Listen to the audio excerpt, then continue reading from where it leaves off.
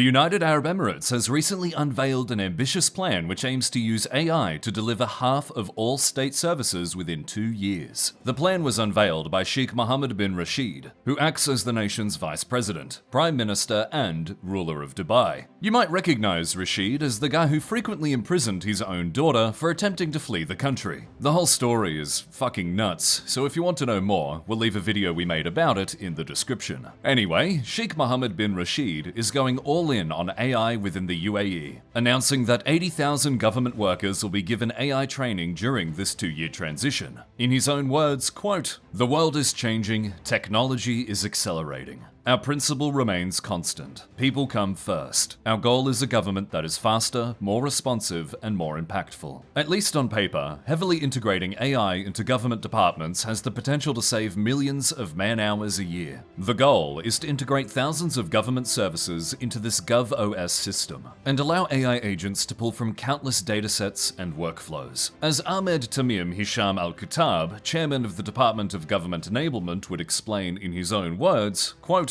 "The idea is that citizens and residents should not need to understand the internal structure of government to receive good service. They should not have to know which entity owns which process, which database contains which record, or which form belongs to which department. That complexity belongs inside government, not outside." To give an example of what this might look like, he would continue. Imagine the birth of a child again. Instead of parents initiating multiple requests, a verified event in the healthcare system can become the single trigger. From there, relevant steps are orchestrated securely across the necessary authorities. In the AI era, the government does the heavy lifting in the background, while the family focuses on what actually matters. In theory, this could greatly improve the quality of government services for the average person. For example, if a person wanted to start a business, an AI agent could immediately find all relevant government documentation and check whether the person qualifies for a grant. In practice, however, people who have interacted with AI-based customer service might know that the technology can often come with glaring limitations. When this channel got hacked at the end of 2024, YouTube's AI-based support system had no functional way to help us, nor a way to escalate our case to anyone who could. What would have taken a human 10 minutes to verify and fix ended up taking 2 whole months to rectify. The UAE government has assured citizens that these concerns have been carefully considered, building the AI system on 3 key foundations: human accountability, explainable systems, and safety and fairness. The idea is that although AI can analyze data and make recommendations, all big decisions will need to be made by a qualified human. If a decision is made, the government needs to be able to explain why it was decided. With this said, critics of the plan are skeptical of the ethical merits of an AI-run government, especially considering the nation's track record. For example, the UAE AI company G42 has been bombarded with allegations of severe privacy violations over its 8-year lifespan. In 2019, the company was reported to be the sole owner of the TikTok messaging app, which was accused by the New York Times of, quote, "being used by the government of the United Arab Emirates to try and hack every conversation, movement, relationship, appointment, sound, and image of those who install it." The CEO of G42 had also previously been leading Pegasus, a subsidiary of Dark Matter, an Emirati security firm which was accused of hiring former US intelligence agents to help spy on dissidents and political rivals. With this in mind, it may not come as a surprise that the company is chaired by the nation's billionaire national security advisor, Tanoun bin Zayed Al Nahyan. Rest assured, if the UAE ever had a French-style revolution, this guy would be the first to get his head in a basket. Since 2021, he's appeared in the Pandora Papers, been caught doing business with gold smugglers, and bought and resold COVID vaccines to poorer countries at a significant markup. In terms of Tanoun's contribution to AI, however, he was the one who convinced US President Trump to let the UAE use America's most advanced and highly restricted chips. This controversial decision was opposed by numerous US national security officials, who argued that the UAE could end up sharing these chips with China. In April 2025, Trump fired 6 Security Council officials who opposed the deal. For the sake of transparency, viewers should know that Tanoun made a $2 billion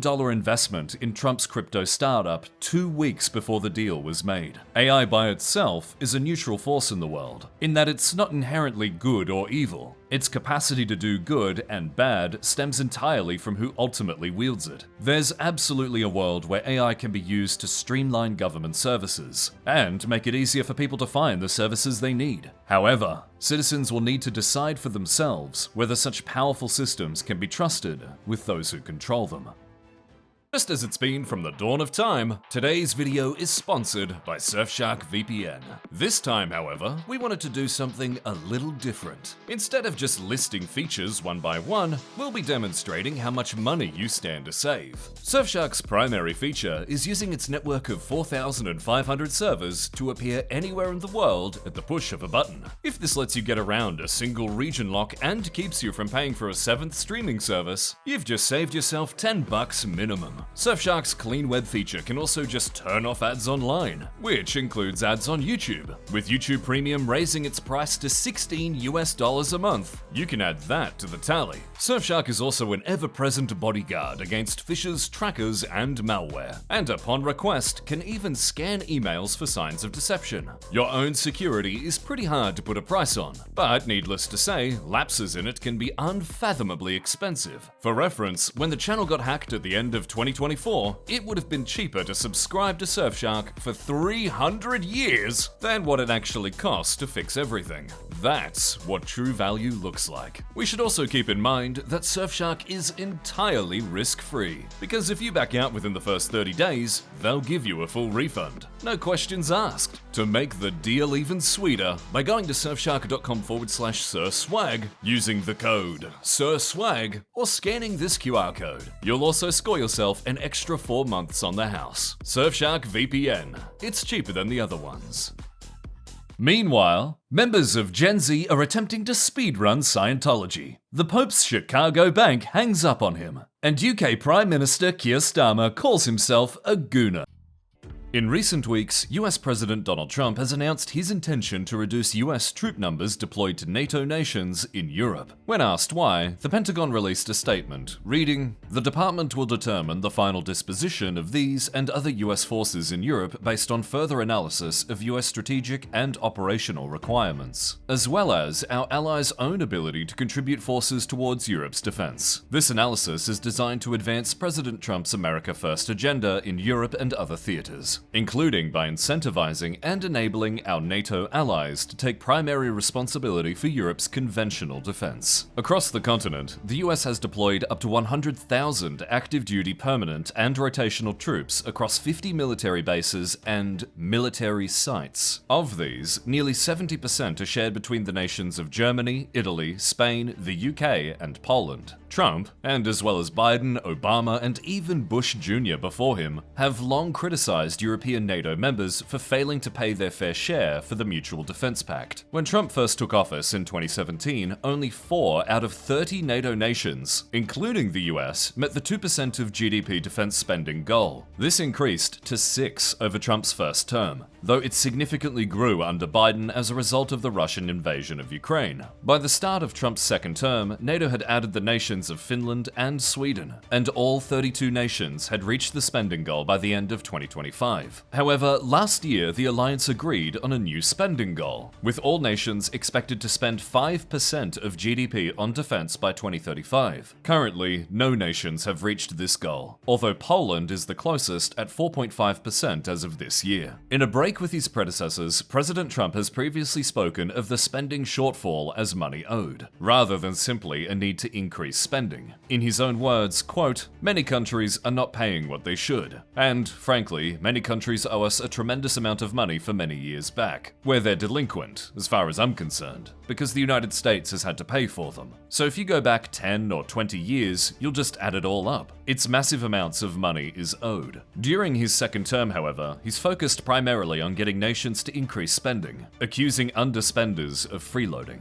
After successfully pushing for a spending target increase to 5% of GDP, Trump commented, quote, "It's a monumental win for the United States because we were carrying much more than our fair share. It was quite unfair, actually. But this is a big win for Europe and for actually actually Western civilization. Additionally, President Trump has been annoyed with NATO's unwillingness to participate in the war with Iran, saying, "I think NATO is making a very foolish mistake. Everyone agrees with us, but they don't want to help. And we as the United States, have to remember that, because we think it's pretty shocking." While not formally requesting that NATO itself come to America's aid, as NATO is a defensive pact, the friction comes from nations individually refusing to lend assistance. NATO nations have various reasons for refusing to help, although most say that they feel the attack is a violation of international law, unnecessary, or just not their fight to take. The previous wars in Iraq and Afghanistan had significantly different backgrounds. Iraq was not a defensive war, and Bush Jr. requested help from nations individually, similarly to what Trump is doing today. Even back then, only the UK and Poland agreed to help, and there was major backlash against the war in many other NATO nations. Then Foreign Minister of France, Dominique de Villepin, stated at the time, quote, "We believe military intervention should be the worst solution." As for Afghanistan, the US actually invoked Article 5 of the NATO Charter,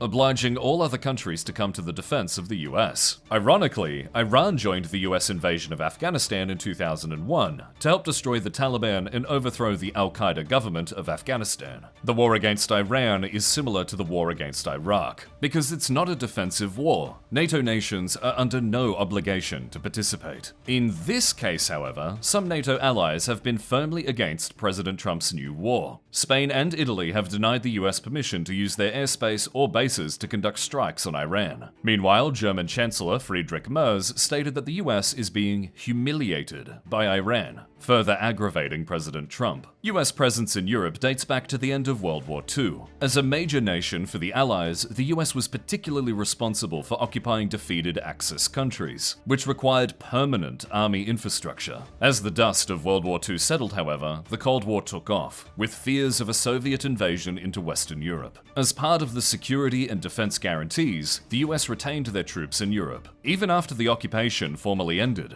This, combined with the founding of NATO, a mutual defense pact, meant that the US established a number of permanent locations in Europe. The number of troops has waxed and waned over the years, but reaching an all-time peak of 400,000 at the height of the Cold War. Currently, Trump has stated that the Pentagon will be pausing troop rotations to Germany, meaning that old troops will be removed when their deployment ends, but they won't be replaced by fresh deployments. This will lead to a reduction of approximately 5,000 troops stationed in Germany. Trump has stated an intention to drastically cut troop numbers across Europe even further. For the moment, however, these further cuts remain theoretical, with no plans yet confirmed. On the 22nd of May, however, Trump reversed a plan by Defense Secretary Pete Hegseth to cut troops in Poland by 4,000. Instead, announcing he plans to increase the station by 5,000 instead. Explaining the change, Trump stated, "Based on the successful election of the now president of Poland, Karol Nawrocki, who I was proud to endorse, and our relationship with him, I am pleased to announce that the United States will be sending an additional 5,000 troops to Poland." Separately, the Pentagon said the cuts were the result of frustration with European nations that have, quote, "not stepped up when America needed them." As no concrete plans have been made to further reduce troop deployments in Europe, keen-eyed viewers may have noticed that current troop numbers remain exactly the same. President Trump is just moving 5,000 US troops from Germany to Poland. However, even the possibility of a reduced US presence in Europe has had many nations rethinking their security. For instance, Germany recently announced a massive boost to their defense budget, an increase of nearly 25% compared to the previous year, for a total of $114 billion US.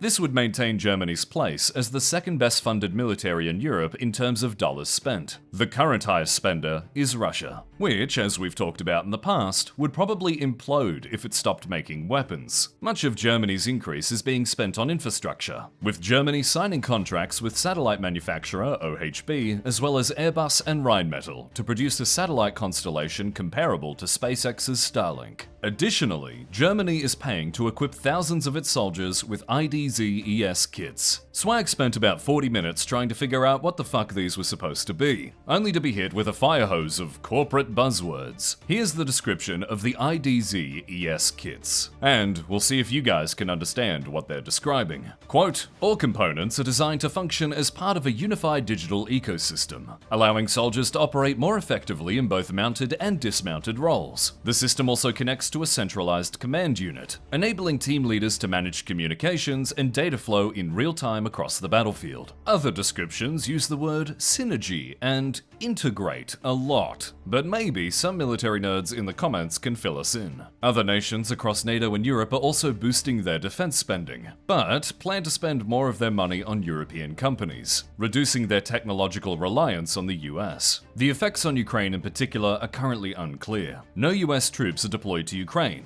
at least not publicly, so the withdrawal won't affect them directly. With this said, countries trying to hit their 5% NATO spending threshold are allowed to pad that out with military aid for Ukraine. The idea is that Ukraine is basically fighting NATO's biggest threat on their behalf, so funding the Ukrainian military is contributing toward their own security. Despite never actually approving aid to Ukraine, President Trump has constantly criticized Europe for not contributing enough to the nation's defense. In recent months, he's gone a step further, framing the lack of assistance in Iran as Europe's refusal to pay back American support in Ukraine. In Trump's words, quote, we're there to protect NATO, to protect them from Russia, but they're not there to protect us. It's ridiculous. Finnish President Alexander Stubb has publicly discussed trading European support in opening the Strait of Hormuz, closed by the Iran war, in exchange for US aid to Ukraine until an acceptable peace deal is reached. Stubb is one of Trump's more friendly European leaders, and said he and his team would look closely into the potential trade during a think tank event in London. Although US aid for Ukraine is unlikely to be renewed under Trump's presidency, the expansion of the European arms industry means that aid to Ukraine may eventually become cheaper and more abundant. We can already see Ukraine's shift towards European weapons contractors, recently signing contracts to purchase Sweden's Gripen fighter jets and the French-made Rafale F-4s. It should be noted that this is all very consistent with President Trump's policy towards European security. At the end of his first term, he ordered a reduction in US troop numbers by nearly 10,000, although this was ultimately cancelled by Biden.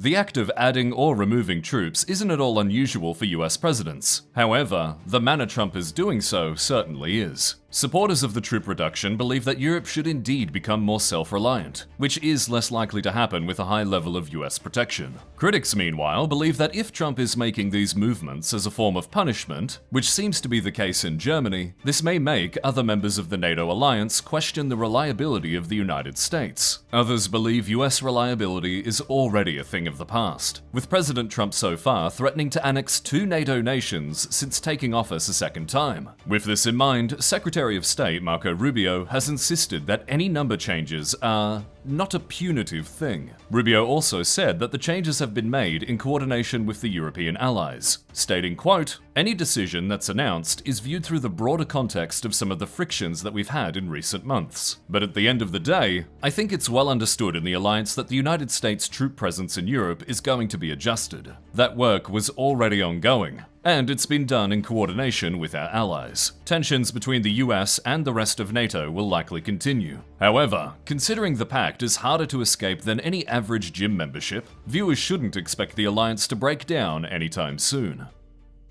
The UK Parliament agreed on a generational smoking ban this month, with the long-term goal of phasing out smoking forever. Starting from the 1st of January 2027, all citizens born 2009 or later will be unable to buy cigarettes, cigars, or tobacco. Existing smoke-free areas, including all forms of transportation, will now also be vape-free. Additionally, government ministries will have the power to regulate flavoring, packaging, and marketing of all vaping and nicotine-based products. The act of smoking will still be legal for all citizens born before January 1st, 2009. Public Health England, an autonomous agency working with the UK Department of Health, estimates that there are currently 90,000 regular smokers between the ages of 11 and 15. The agency also states that roughly 2/3 of smokers within the UK begin to smoke before the age of 18, despite already existing legal barriers. It's hoped that the generational smoking ban will slowly phase out this trend for younger smokers. Although the UK is often criticized for its heavy-handed approach to regulation, a generational smoking ban is widely popular within the country. A YouGov survey from March this year found that 68% of UK adults support the new legislation, compared to 13% who oppose. Even among smokers, 52% were in support to 24% against. Support for the ban was steady among all age groups. However, sentiment deviated more when sorted by political affiliation. Voters of Reform UK were much more likely than any other party to oppose the ban, even if it was still widely supported among the voting bloc. Leader of the party, Nigel Farage, has been one of the bill's most notable detractors, stating, quote, "I can promise that the generational smoking ban will not last long if Reform gets the chance to start rebuilding our mismanaged country. There are far more effective and civilized ways to ensure that young people do not take up vaping and smoking, and so protect their health for decades to come." We searched for any public statements on alternative policies mentioned by Farage, but couldn't find anything. A more widely cited concern is how the UK government intends to enforce the ban on a grand scale, especially when this will inevitably create a black market for cigarettes. For a similar comparison, Australia has implemented a yearly tax increase for tobacco products since 2010.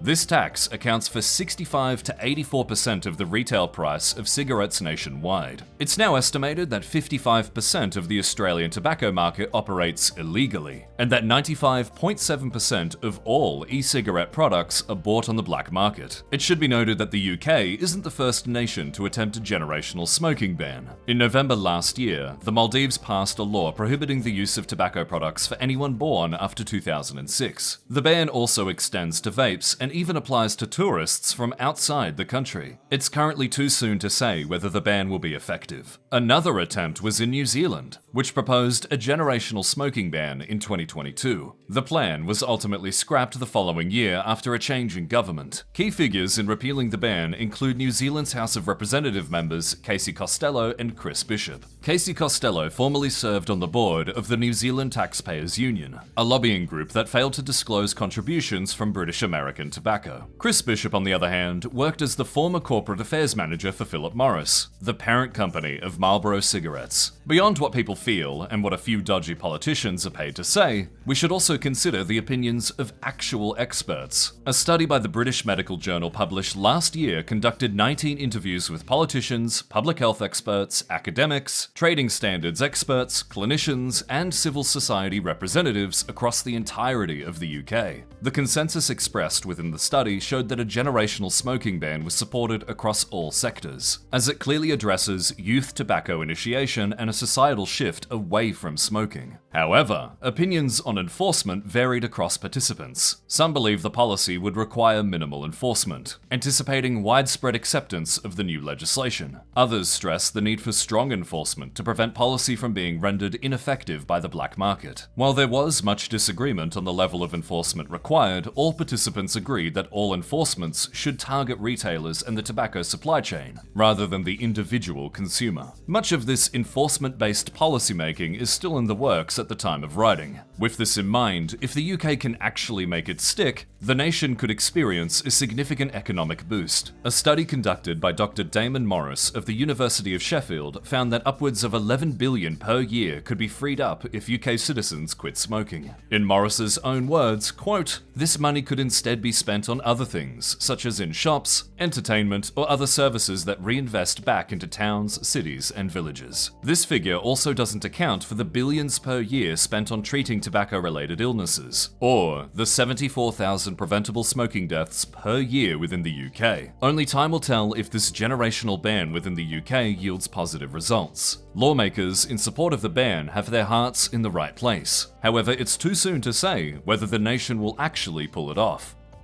An underreported story in recent months has been the fragile peace between Israel and Hamas. The middle of May saw a significant strain on the now 7-month truce, when an Israeli airstrike killed Izz al-Din al-Haddad, Hamas's most senior military leader. According to the emergency services in Gaza, the strike within Gaza City also killed 7 other people, including at least 3 women and a child. According to the Palestinian Ministry of Health, the incident now marks more than 850 people who have been killed by Israeli strikes in Gaza Gaza since the October 2025 ceasefire went into effect. Israeli officials have stated that these strikes have been carried out against members of Hamas who they deem as imminent threats to Israel's occupying forces. Israel has gained a reputation for inflicting significant collateral damage throughout the war. The Director General of the Gaza Board of Peace, Nikolay Mladenov, has raised concerns that the recent lack of progress regarding the US brokered 50-point peace plan could lead to an unproductive status quo. As Israel and Hamas have absolutely zero trust for one another, the peace plan is designed around reciprocity, as opposed to trust. As Mladenov would explain, quote, "Each step by one side triggers the next step by the other side. If a step is missed, the next does not happen." Currently, the biggest hurdle holding up the process is the disarmament of Hamas, which stands as the primary condition for Israel's withdrawal from Gaza. The ceasefire plan includes a voluntary buyback of weapons, conditional amnesty for Hamas members who lay down their arms, and even safe passage abroad for those unwilling to accept the framework. This part is crucial to a lasting peace, as Palestine's authority needs to be concentrated in a single united governing body. As Nikolay Mladenov would state in his own words, quote, "The important principle at the basis of this framework: one authority, one law, one weapon. You cannot deliver reconstruction with militias on every corner." With this in mind, it takes a lot of trust for members of Hamas to hand weapons over to Israel. Since the October peace agreement, Israel's effective control of Gaza has reached as much as 64% according to international aid groups, much larger than the 53% initially agreed upon.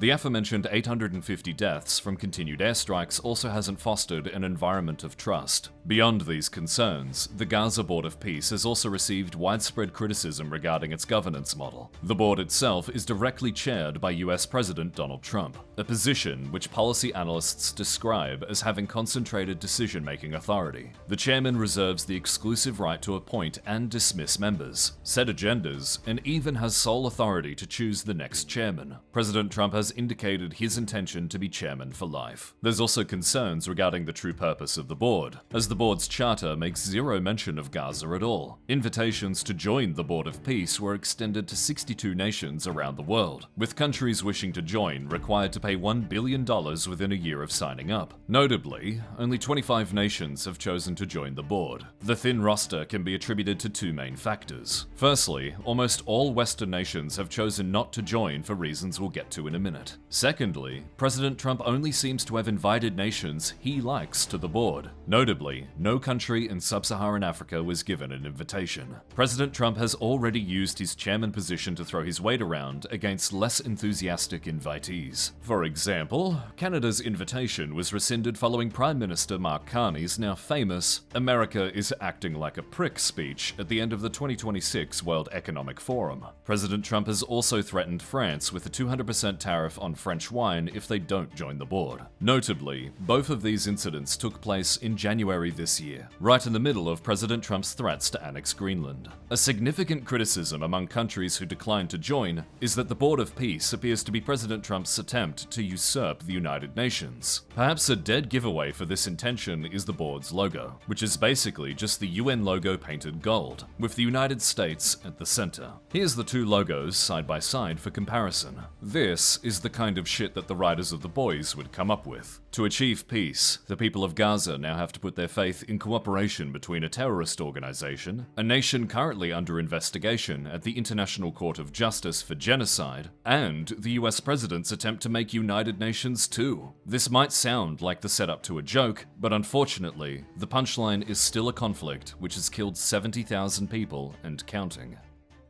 The month of May saw the release of the 2026 Press Freedom Index. The annual report, published by Reporters Without Borders, rates countries on 5 different metrics for journalistic friendliness. These include political context, the freedom of journalists to operate and hold the government to account, legal framework, the ability of journalists to work without restriction or censorship, economic context, how easy it is to create and run a media outlet, socio-cultural context, the cultural acceptability of journalists to challenge the status quo, and safety, the freedom from physical and mental harm. The bad news, right off the bat, is that in the 25 years these reports have been published, worldwide press freedom has never been this low. Currently, over half of all nations now sit it in the difficult or very serious category. To go region by region, the EU and Balkans absolutely mog the rest of the world. In fact, the highest non-European country on the index is Canada, sitting at 20th place. Just like the Democracy Index, Norway also dominates the #1 spot for press freedom, scoring first in all categories but social, in which it came second.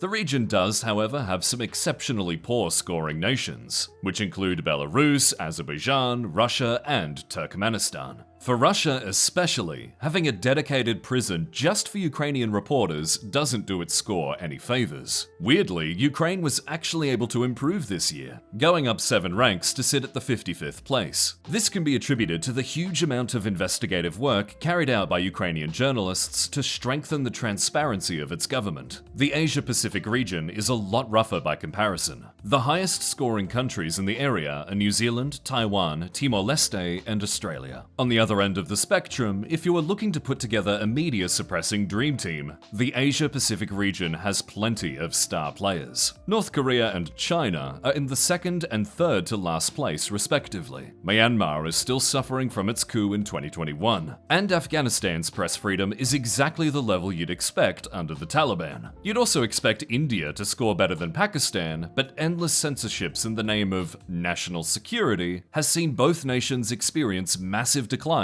over the past 5 years. Perhaps the saddest nation in the region is Hong Kong, which dropped 122 ranks over the past 25 years, owing to its recent Chinese takeover. We now get to Africa, which is home to the lowest scoring country on the index. Eritrea keeps the honor for the 3rd year in a row, with this year marking the 25th anniversary of the journalist Dawit Isaak being arbitrarily detained. However, the award for the steepest drop of 2026 goes to Niger, plummeting 37 places in just 1 year. Despite numerous challenges on the continent, both South Africa and Ghana have noticeably improved their comparatively high ratings, owing to the sustained efforts of their respective governments. Moving on to the Middle East and North Africa, we actually have a lot of improvement. Syria especially went up 36 ranks this year, largely owing to the ousting of the Assad regime in late 2024.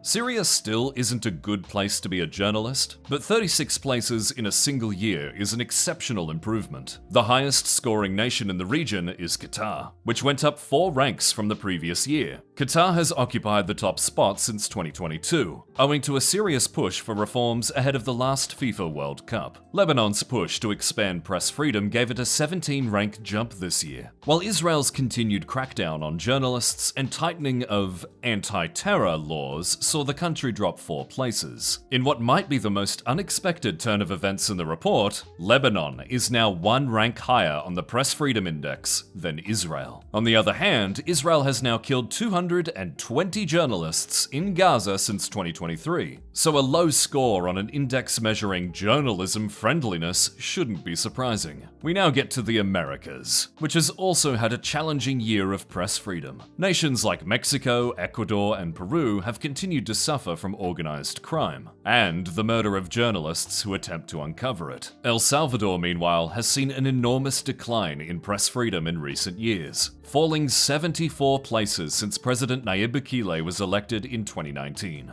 This is an interesting case, because despite effectively being a dictator, Bukele has maintained high popularity among citizens for his ends justify the means approach to governance. A lot of this decline is attributed to his 2025 Foreign Agents Law, which requires individuals and organizations that receive foreign funding to pay a 30% tax on that income. This has made it increasingly difficult for non-government aligned outlets to operate. Conversely, there's also Brazil, which has gone up 58 ranks since 2022. This conveniently lines up with the departure of former President Jair Bolsonaro, who was recently sentenced to 27 years for trying to orchestrate a coup. We now get to the United States of America, which fell 7 places from the previous year. The US now sits between the American nation of Panama and the landlocked African nation of Botswana. The deteriorating score was attributed to the nation's crisis in public trust, funding cuts to public broadcasters, and politically motivated investigations targeting disfavored favored journalists and media outlets. President Trump's systematic weaponization of state institutions was also cited as a major concern, with the report stating, quote, "Since his return to office, journalists have also been targeted on the ground during protests, reflecting a broader deterioration that amounts to one of the most severe crises for press freedom in modern US history." In another crazy turn of events, Ukraine now has a higher press freedom score than the United States. Unfortunately, the overall state of press freedom around the world has taken a significant hit over the last 25 years. In 2001, 25% of the global population lived in a country where the state of press freedom was considered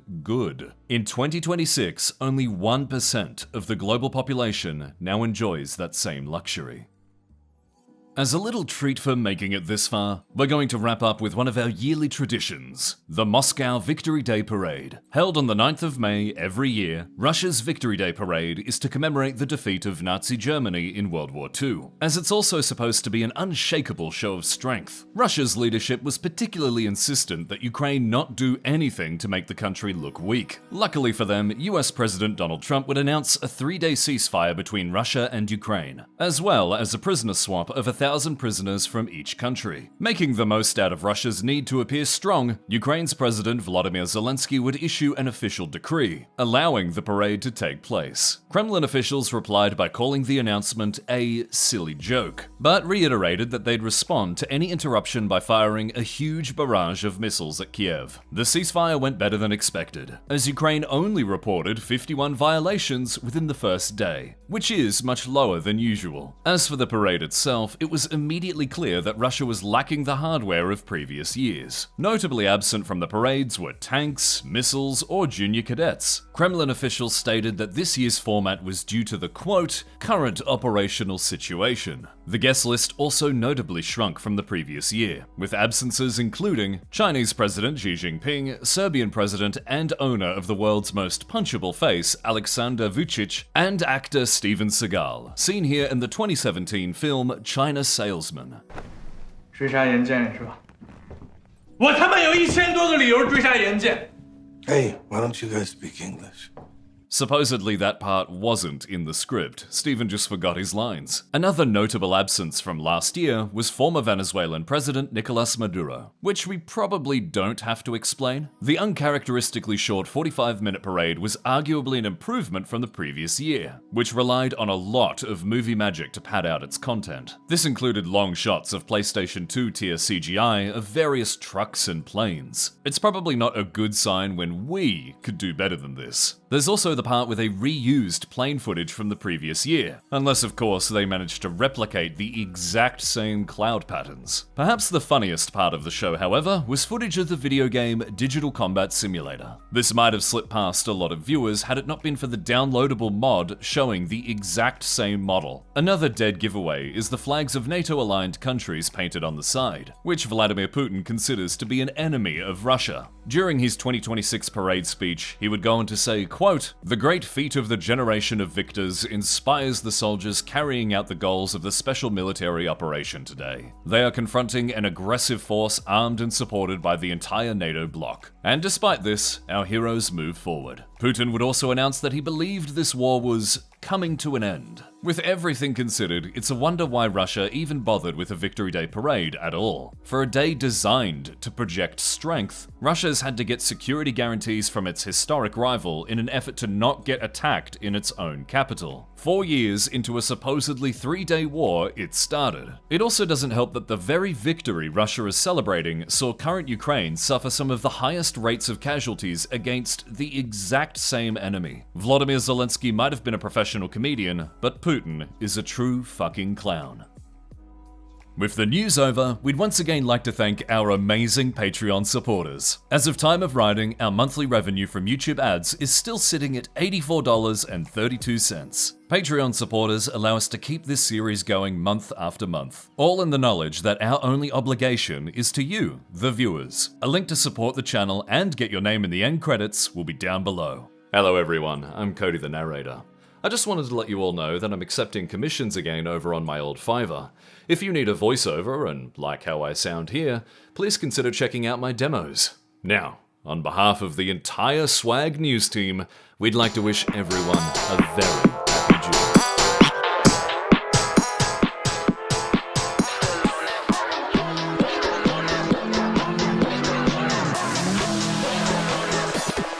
Still on that 1-800, hit me up for a good time. My shit buns till it push me out of line. You can't spell my name without the dollar sign. Rainbow money, take whatever, yes, I'm colorblind.